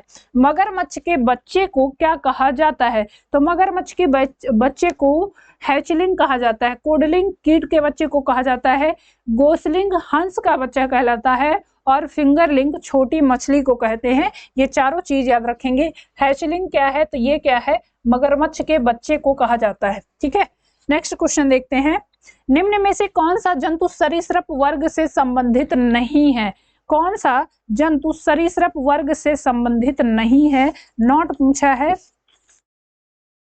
चलिए बताना है। सबसे पहला है कछुआ, बी ऑप्शन मगरमच्छ, सी ऑप्शन टोड, या फिर सर्प। कौन सा संबंधित नहीं है? कछुआ, मगरमच्छ, टोड या फिर सर्प। तो सरीसृप से संबंधित टोड नहीं है, क्यों? क्योंकि ये एम्फीबिया का मेंबर है ना, ये उभयचर है, एम्फीबियस है। क्या है ये? एम्फीबिया का मेंबर है। ठीक है, एम्फीबियंस में आता है। नेक्स्ट पॉइंट देखते हैं, अब आ जाते हैं एवीज पे, पक्षियों पे आ जाते हैं। पक्षियों में एक चीज याद रखेंगे, यहाँ से ये क्वेश्चन बहुत पूछा जाता है, शुतुरमुर्ग का अंडा सबसे बड़ा होता है, सबसे बड़ी सेल में आता है। शुतुरमुर्ग के एक अंडे का माप कितना होता है? पूछा है आपसे। फर्स्ट ऑप्शन दिया है 170 mm इंटू 130 mm, यही साइज होता है, मतलब कि इतना बड़ा होता है, मतलब 170 mm और 130 mm उसका साइज होता है। शुतुरमुर्ग का अंडा बहुत बड़ा होता है। नेक्स्ट क्वेश्चन देखेंगे, का प्राथमिक उत्सर्जी उत्पाद यूरिक अम्ल है? किसका प्राथमिक उत्सर्जी उत्पाद यूरिक अम्ल है? तो ये मनुष्य है, मछलियां हैं, गाय है, या फिर पक्षियां हैं? पक्षियों को कहा जाता है। इनको क्या कहते हैं? ये यूरिक एसिड को क्या करते हैं? As a excretive material use करते हैं, एक्सक्रीट करते हैं, इसीलिए इनको क्या कहा जाता है? यूरिकोटेलिक एनिमल कहा जाता है। ऐसे एनिमल्स जो अमोनिया का उत्सर्जन करते हैं, जैसे कि मछलियां हो गई, ये क्या उत्सर्जित करती हैं? ये अमोनिया का उत्सर्जन करती हैं एज ए एक्सक्रीटरी प्रोडक्ट। तो इनको क्या बोलते हैं? इनको अमोनोटेलिक बोला जाता है, अमोनोटेलिक। टेलिक बोला जाता है। और ऐसे एनिमल्स जैसे ह्यूमंस हो गए, गाय हो गई, ये दोनों क्या करते हैं, तो ये दोनों यूरिया का उत्सर्जन करते हैं, यूरिया को एज ए एक्सक्रीटरी मटेरियल बाहर करते हैं, तो इनको क्या बोलते हैं, यूरियोटेलिक बोला जाता है। ठीक है, ये तीनों पॉइंट नोट कर लीजिएगा। यूरियोटेलिक, अमोनियोटेलिक और यूरिकोटेलिक क्या है। यूरिकोटेलिक ऐसे एनिमल्स जो यूरिक एसिड का सिक्रीशन करते हैं as a excretory material, urea का एक्सक्रीशन करने वाले यूरिकोटेलिक कहलाते हैं, यूरियोटेलिक कहलाते हैं, और अमोनिया का उत्सर्जन करने वाले अमोनियोटेलिक कहलाते हैं। इनमें ध्यान रखेंगे जो अमोनियोटेलिक एनिमल्स होंगे ये सारे के सारे कैसे होंगे, मैक्सिमम एक्वाटिक होंगे, मतलब कि जलीय जीव होंगे, एक्वाटिक एनिमल्स होंगे। क्यों? क्योंकि अमोनिया हाईली टॉक्सिक होती है और इसको रिलीज करने के लिए एक्सेस वाटर की नीड होती है, मतलब बहुत ज्यादा पानी की आवश्यकता होती है। ठीक है, जो कि मछलियों में ही हो सकता है या फिर ऐसे एनिमल्स जो एक्वाटिक हैबिटेट में रह रहे हैं, जलीय आवास में रह रहे हैं, तो वो पानी ही प्रेजेंट है वहां पर, इसीलिए ये कंटिन्यूअस क्या करते हैं, अमोनिया रिलीज कर सकते हैं। ठीक है, चलिए तो ऑप्शन डी हो जाएगा यहाँ पर राइट आंसर। नेक्स्ट क्वेश्चन है, एकमात्र पक्षी का नाम बताइए जो पीछे की तरफ उड़ सकता है। ऐसा कौन सा पक्षी है जो पीछे की तरह उड़ सकता है, बताना है। फर्स्ट ऑप्शन है पेंगुइन है, बी ऑप्शन है हम्बिंग बर्ड है, सी ऑप्शन गौरैया है, या फिर कठफोड़वा है। इनमें से कौन सा एक पक्षी है, तो ये है हम्बिंग बर्ड। ये पीछे की तरह उड़ सकता है ना, पीछे की तरफ उड़ सकता है, उल्टी दिशा में जाएगा। चलिए नेक्स्ट क्वेश्चन है, पीछे की ओर उड़ने वाला एकमात्र पक्षी कौन सा है, ये है हम्बिंग बर्ड, ऑप्शन ए हो जाएगा राइट आंसर। नेक्स्ट क्वेश्चन, बाज जिसको फैल्कॉन बोलते हैं की चाल लगभग कितनी होती है, और बाज की चाल या बाज की जो नजर होती है वो बहुत तेज होती है। इसकी जो चाल होती है वो 320 किलोमीटर पर आवर होती है। सोचिए कौन सी गाड़ी, कौन सा जहाज इतनी तेज उड़ता है, 320 किलोमीटर पर आवर उड़ती है। चलिए नेक्स्ट क्वेश्चन देखेंगे, एवीज में शामिल हैं, एवीज में सारे के सारे पक्षी रखे गए हैं, सारे के सारे बर्ड्स रखे गए हैं इसके अंतर्गत। नेक्स्ट क्वेश्चन देखेंगे, पक्षी वर्ग में होती हैं बालों के बिना शुष्क और ग्रंथि विहीन त्वचा, पंखों के साथ शुष्क और ग्रंथि विहीन त्वचा। तो क्या होता है, इनमें पंख होते हैं और पंखों के साथ शुष्क और ग्रंथि विहीन त्वचा देखने को मिलती है, ऑप्शन बी हो जाएगा राइट आंसर। नेक्स्ट क्वेश्चन है, निम्नलिखित में से किस पक्षी का अंडा सबसे छोटा होता है। अभी आपने देखा सबसे बड़ा अंडा किसका होता है, अब यहाँ पर बताना है सबसे छोटा अंडा किसका होता है, तो मतलब सबसे छोटी चिड़िया भी वही होगी, ये है हम्बिंग बर्ड। और ये क्या होती है, इसका अंडा सबसे छोटा होता है, ये पीछे की दिशा में उड़ सकती है, ऑप्शन डी हो जाएगा राइट आंसर। इनमें से कौन सी वायु से भरी शारीरिक गुहा है, फर्स्ट ऑप्शन है साइनस, बी ऑप्शन है हड्डी, सी ऑप्शन है उपास्थि या फिर टेंडोन। इनमें से बताना है कौन सी एक गुहा है जो हवा से भरी हुई होती है, वायु से भरी होती है, तो ये साइनस है, साइनस पक्षियों में देखने को मिलती है। ठीक है, नेक्स्ट क्वेश्चन देखेंगे, तलवार जैसी चोंच वाले हम्बिंग बर्ड, इसको स्वेडर विल्ड हम्बिंग बर्ड बोला जाता है, के बारे में विशेष क्या है। यह है विश्व की सबसे छोटी चिड़िया है, इसकी चोंच इसके शरीर से लंबी होती है, यह केवल अंटार्कटिका में रहती है, या फिर यह उड़ नहीं सकती है। आपको बताना है हम्बिंग बर्ड के लिए कौन सा एक स्टेटमेंट है जो कि एकदम करेक्ट है। चलिए बताएंगे, तो ध्यान रखेंगे इसकी जो चोंच है इसके शरीर से भी लंबी होती है, ऑप्शन बी हो जाएगा राइट आंसर। नेक्स्ट क्वेश्चन, इनमें से रीढ़ की हड्डी वाला वर्टिब्रेट जीव कौन सा है, फर्स्ट ऑप्शन है कीवी है, बी ऑप्शन है स्पॉन्ज है, सी ऑप्शन है स्टारफिश है, या फिर थ्रेड वर्म है। तो आपको पता है ये है कीवी, जो कि एक पक्षी होता है ना, कीवी एक क्या है, बर्ड है, और बर्ड किसमें आता है, ये आता है किसमें, वर्टिब्रेट में, ऑप्शन ए हो जाएगा राइट आंसर। नेक्स्ट क्वेश्चन है, पक्षियों में 4 कक्षीय हृदय होता है, फोर चेम्बर्ड हार्ट देखने को मिलता है किनमें, बर्ड्स में। नेक्स्ट पॉइंट, वर्ग के प्राणियों का रक्त गर्म होता है। ये पक्षी वर्ग के प्राणी हैं जिनका ब्लड क्या होता है, वार्म ब्लडेड एनिमल्स कहलाते हैं, गर्म खून वाले प्राणी कहलाते हैं। अच्छा, आपने अभी पढ़ा है जो रेप्टाइल्स और एम्फीबियंस होते हैं ये कैसे होते हैं, तो ये कोल्ड ब्लडेड एनिमल्स होते हैं। कोल्ड ब्लडेड एनिमल्स मतलब कि ये ऐसी जगह पर जब क्या होगा, जब बहुत ज्यादा ठंडी होगी जब बहुत ज्यादा गर्मी होगी तो ये हाइबरनेशन को दिखाते हैं, मतलब अपनी जगह जहां पर रह रहे होते हैं वहां से ये छोड़कर मूव कर जाएंगे और ऐसी जगह चले जाते हैं जहां पर प्रॉपर इनकी बॉडी बैलेंस रहे। जैसे कि आपने देखा होगा जब बहुत ज्यादा ठंडी आती है तो छिपकली नहीं दिखती आपके घरों में, या फिर सांप वगैरह नहीं दिखेंगे, क्योंकि उनकी बॉडी में जो ब्लड होता है उनका बॉडी टेम्परेचर नियंत्रित नहीं होता है, वो बॉडी टेम्परेचर बदलता रहता है और यदि बहुत ज्यादा ठंडी होगी तो हो सकता है उनका खून जम जाए, जिस वजह से वो डेथ भी हो सकती है। इसीलिए ये ऐसी जगह चले जाते हैं जहां पर गर्म जगह हो, ये थोड़ी सी मतलब मैक्सिमम ये हाइबरनेशन में चले जाते हैं, मिट्टी के नीचे चले जाते हैं, क्योंकि ठंडी में मिट्टी के नीचे, जमीन के नीचे गर्म रहता है वातावरण थोड़ा बहुत, जो इनकी बॉडी को बैलेंस करने का काम करता है। वहीं अगर जैसे कि मैंने दूसरी चीज बताई कि ठंडियों में तो ऐसा होता है, गर्मियों में भी आपको नहीं देखने को मिलेगा। बहुत ज्यादा जब गर्मी होगी तो भी इनकी बॉडी वो सहन नहीं कर पाती है, इसीलिए ये हाइबरनेशन में चले जाते हैं। लेकिन अगर आप पक्षियों की बात करो या फिर जो स्तनधारी हैं, ह्यूमंस की बात कर लो, वो ऐसा नहीं होता कि वो गर्मी आई तो छुप गए, ठंडी आई तो छुप गए, है ना। क्यों? क्योंकि उनके बॉडी में वार्म ब्लड होता है, गर्म खून होता है, और गर्म खून की वजह से जो बॉडी का तापमान है वो नियंत्रित होता है, कांस्टेंट बॉडी टेम्परेचर होता है, जिसकी वजह से उनकी बॉडी का तापमान नियंत्रित ही रहेगा। बाहर का वातावरण कैसा हो रहा है उससे फर्क नहीं पड़ेगा, है ना। तो इनमें बताना है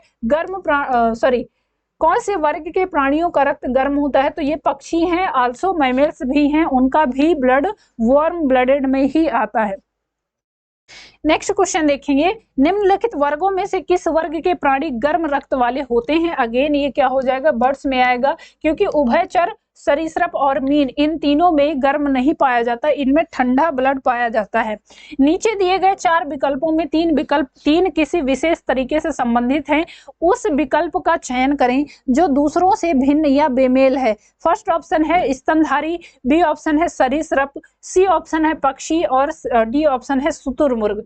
चलिए बताना है कौन सा एक इनमें से भिन्न है, बताना है इनमें से कौन सा एक भिन्न है। तो देखिए इसमें देखिए स्तनधारी, सरीसृप और पक्षी ये तीनों क्या है, ग्रुप हैं। शुतुरमुर्ग क्या है, पक्षी के अंदर आता है, तो ये भिन्न है। बाकी कॉर्डेटा के तीनों ग्रुप हैं। नेक्स्ट क्वेश्चन देखेंगे, निम्नलिखित में से कौन सा जंतु गर्म रक्त वाला है, कबूतर, मछली, मेढक या फिर मगरमच्छ। तो इसमें कबूतर आ जाएगा, क्यों? क्योंकि ये बर्ड्स में आता है, बर्ड्स में वार्म ब्लड एनिमल्स होते हैं। नेक्स्ट क्वेश्चन, निम्न में कौन सा प्राणी आमतौर पर अपने घोंसले में अंडे नहीं देता है। फर्स्ट ऑप्शन गौरैया, बी ऑप्शन कोयल, सी ऑप्शन कबूतर या फिर तोता। तो आपने कोयल को सुना होगा, कोयल अपने अंडे कहाँ पर देती है, कौवे के घोंसले में देती है ना। कोयल आमतौर पर अपने घोंसले में अंडे नहीं देता है। चलिए अब नेक्स्ट ग्रुप है वो है स्तनधारी, जिसको मैमेलिया बोला जाता है। स्तनधारियों में हृदय में कितने प्रकोष्ठ होते हैं, तो इनमें भी 4 कक्षीय हृदय होता है, 4 चेम्बर्ड हार्ट देखने को मिलता है। नेक्स्ट क्वेश्चन है, स्तनधारी जानवरों का 4 कक्षीय हृदय होता है, क्लियर। नेक्स्ट में से कौन सा अंडे देने वाला स्तनधारी है। फर्स्ट ऑप्शन है खरगोश, बी ऑप्शन है कंगारू, सी ऑप्शन है बतख या फिर प्लेटिपस। इनमें से बताना है कौन सा स्तनधारी है जो अंडे देता है। तो इसमें ध्यान रखेंगे ये है प्लेटिपस। प्लेटिपस क्या है, एक ऐसा एनिमल है जो कि अंडे देता है। नेक्स्ट क्वेश्चन देखेंगे, स्तनधारियों से संबंधित इनमें से कौन सा कथन गलत है। फर्स्ट ऑप्शन है सामान्यतः स्तनधारियों के बाल होते हैं, बच्चों को दूध पिलाने के लिए इनमें स्तन ग्रंथियां मौजूद होती हैं, इनके हृदय में 3 प्रकोष्ठ होते हैं। यही गलत है, क्यों? क्योंकि भैया 4 चेम्बर्ड हार्ट होता है और कुछ स्तनधारी अंडे देते हैं, बिल्कुल सही है ये भी। जैसे कि एकिडना की बात कर लें, प्लेटिपस की बात कर लें, वो अंडे देते हैं, ठीक है। निम्न में कौन सा विकल्प मार्सुपियल्स का उदाहरण है, कंगारू, वेल, जिराफ या रूस्टर। तो इसमें कंगारू आता है, किसमें, मार्सुपियंस में आता है। और कंगारू में ध्यान रखेंगे कि ये क्या करता है, इसकी बॉडी में एक पाउच होता है जिस पाउच में इसके बच्चे डेवलप होते हैं, ठीक है। तो ऑप्शन ए हो जाएगा राइट आंसर। चलिए नेक्स्ट क्वेश्चन देखेंगे। एक कुबड़ वाले ऊंट को क्या कहते हैं? ओकापी बोलते हैं, आइबेक्स बोलते हैं, ड्रोमडेरी बोलते हैं या फिर एल्क बोलते हैं? एक कुबड़ वाले ऊंट को क्या कहा जाता है? इसको ड्रोमडेरी बोला जाता है ना। इसका मिल्टन इसके साथ ही लगा है। ये अपने कुबड़ में क्या कर रहा है? पानी को इकट्ठा कर लेता है, और जब बाहर से कंडीशन ऐसी है कि पानी नहीं मिल रहा है तो जो स्टोरेज वाटर है इसकी बॉडी में उसका उपयोग करता है। चलिए नेक्स्ट पॉइंट है, सील मछली द्वारा किए गए आवाज को क्या कहते हैं? बार्क कहते हैं, मू कहते हैं, स्क्रीच कहते हैं या फिर ग्राउल कहते हैं? तो सील मछली द्वारा किए गए आवाज को बार्क कहा जाता है। ऑप्शन ए हो जाएगा राइट आंसर। चलिए नेक्स्ट क्वेश्चन देखेंगे। सबसे बड़ा स्तनधारी कौन सा है? अफ्रीकी हाथी है, नर दरियाई घोड़ा है, ब्लू व्हेल है या फिर नर हैमरहेड शार्क है? सबसे बड़ा मैमल्स कौन है? तो आपको पता है ब्लू व्हेल मछली नहीं है बल्कि ये मैमल्स में आता है। सबसे बड़ा मैमल्स यही होता है। ये इतना बड़ा होता है कि जो हाथी होता है उसका 12 गुना मतलब इसका शरीर होता है। ठीक है, तो ऑप्शन सी हो जाएगा राइट आंसर। डॉल्फिन के समूह को क्या कहा जाता है?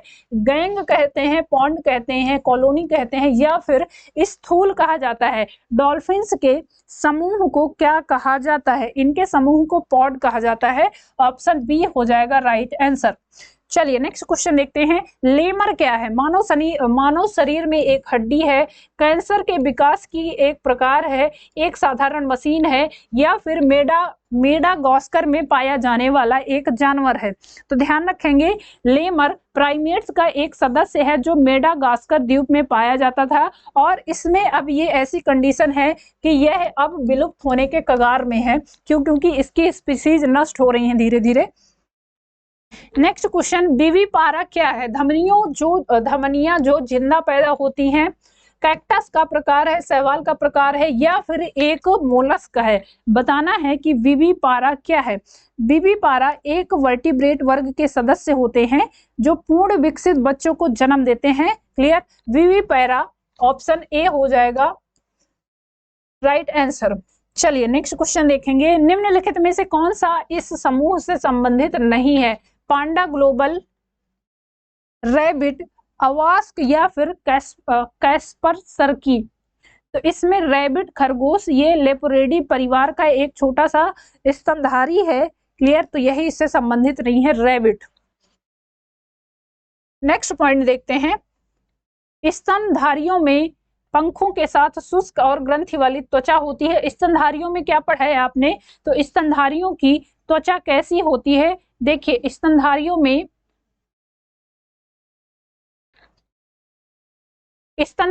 क्या देखने को मिलता है? इनमें क्या देखने को मिलता है? तो इसमें क्या होता है? बालों के साथ ग्रंथि वाली त्वचा होती है। इनमें रोए देखने को मिलते हैं, है ना। ह्यूमंस में बात कर लीजिए तो ह्यूमंस की बॉडी में भी रोए देखने को मिलते हैं। नेक्स्ट पॉइंट है, निम्नलिखित कथन पूरा करें।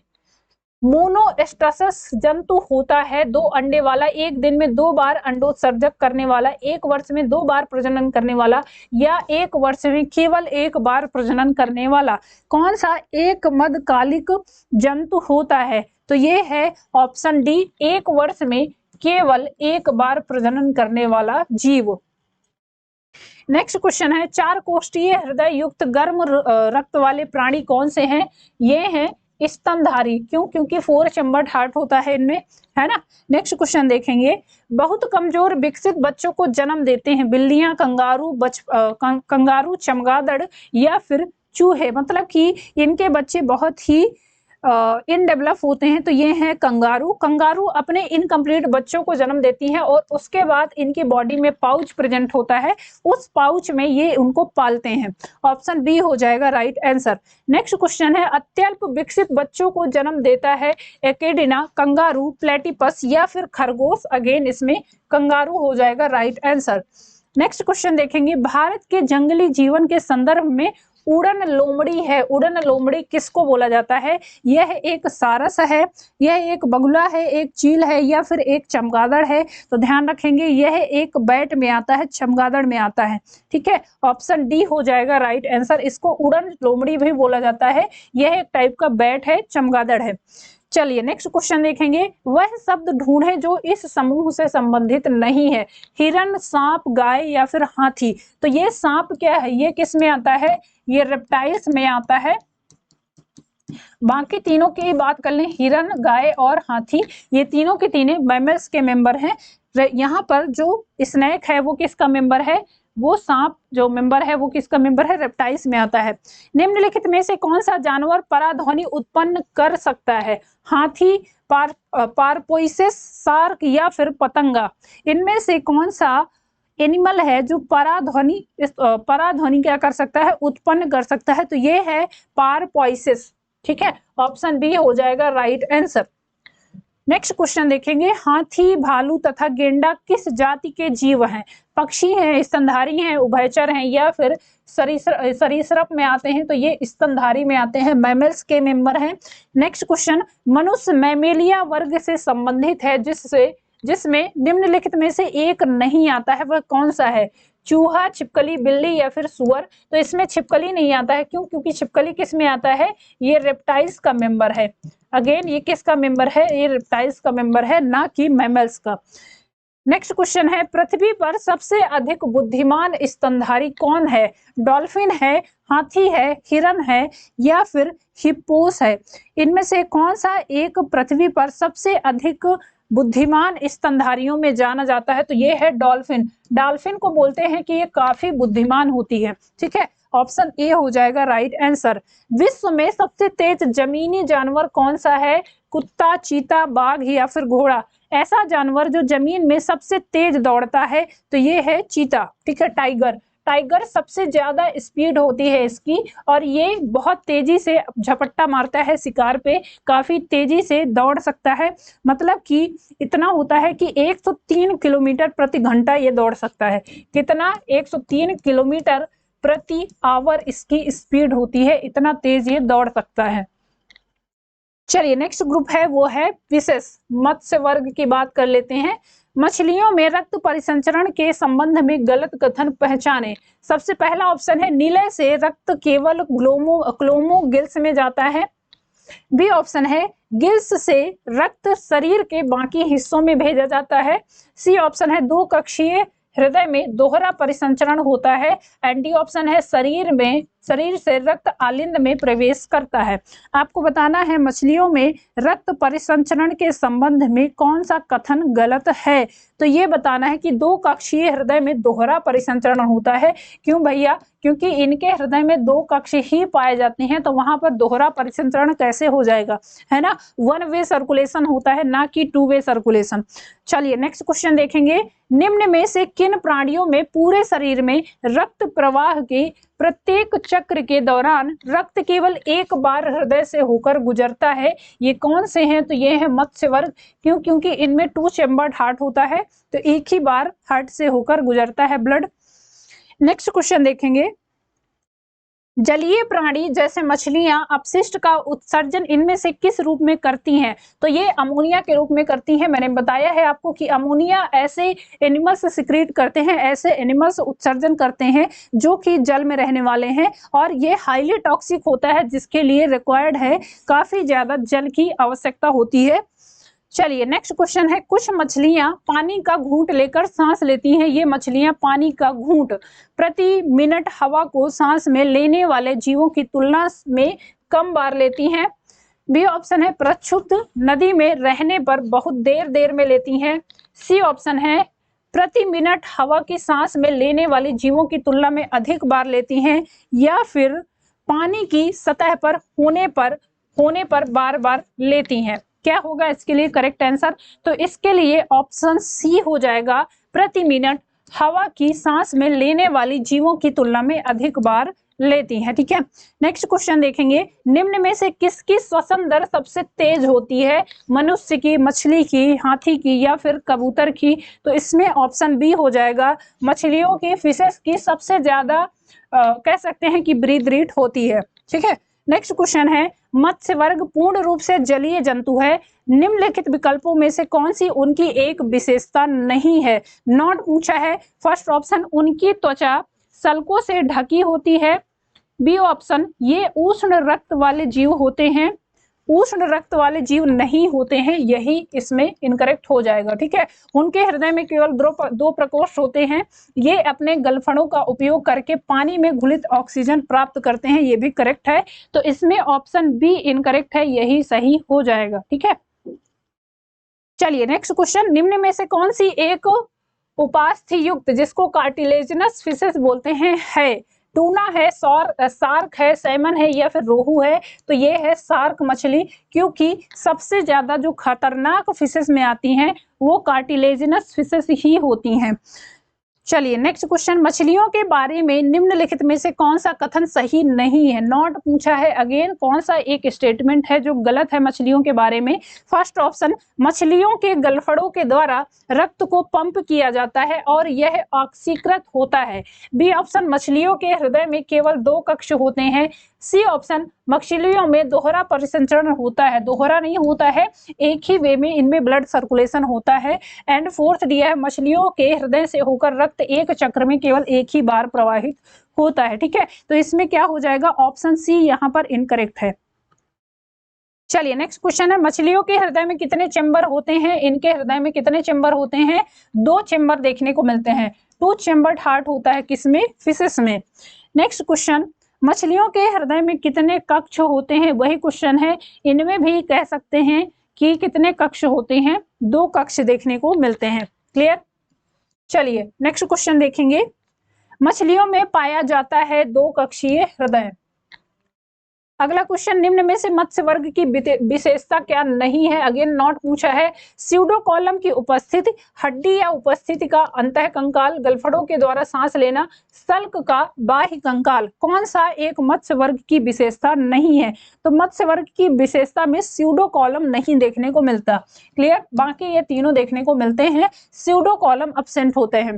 नीचे दिए गए विकल्पों में निम्नलिखित कथन में से के लिए सही विकल्प का प्रयोग करके रिक्त स्थान का प्रयोग करें। एक सही मछली है, कौन सी? कैटल फिश है, जेली फिश है, डॉग फिश है या फिर सांप है? इनमें से बताना है कौन सी एक ट्रू फिशेस के अंतर्गत आती है। इनमें से कौन सी एक ट्रू फिशेस के अंतर्गत आती है? तो इसमें ध्यान रखेंगे, ये है डॉग फिश जो कि कॉन्ड्रिएक्थस का मेंबर है। ठीक है, ऑप्शन सी हो जाएगा राइट आंसर। चलिए नेक्स्ट क्वेश्चन, निम्न में से कौन सा जीव मत्स्य वर्ग से संबंधित है? ये अगेन क्या है? डॉग फिश है। अगला क्वेश्चन है, निम्न में से किसके हृदय में केवल 2 कक्ष होते हैं? सैलेमेंडर, कोबरा, मेढक या फिर रोहू?